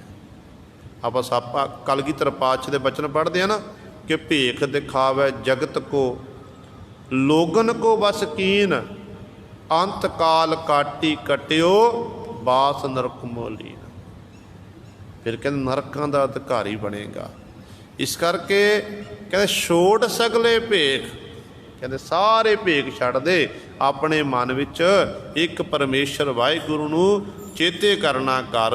ਸਿਮਰ ਹਰ ਹਰ ਸਦਾ ਨਾਨਕ, ਤਰੇ ਕਈ ਅਨੇਕ।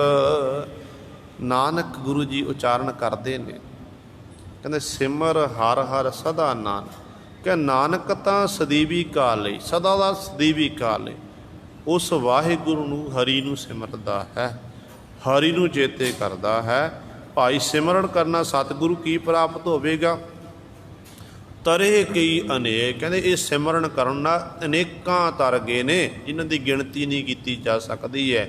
ਨਾਨਕ ਵੀ ਇਸੇ ਕਰਕੇ ਉਸ ਮਾਲਕ ਨੂੰ ਸਿਮਰ ਰਿਹਾ ਹੈ, ਤਾਂ ਕਿ ਨਾਨਕ ਵੀ ਸੰਸਾਰ ਸਮੁੰਦਰ ਤੋਂ ਤਰ ਜਾਵੇ। ਇਹ ਗੁਰੂ ਸਵਰੇ ਸਤਿਗੁਰੂ ਜੀ ਨੇ ਸਾਡੇ ਉੱਤੇ ਬਖਸ਼ਿਸ਼ ਕੀਤੀ ਹੈ। ਆਪਾਂ ਸਿਮਰਨ ਕਰੀਏ, ਬਾਣੀ ਨੂੰ ਪੜ੍ਹੀਏ, ਬਾਣੀ ਨੂੰ ਵਿਚਾਰੀਏ।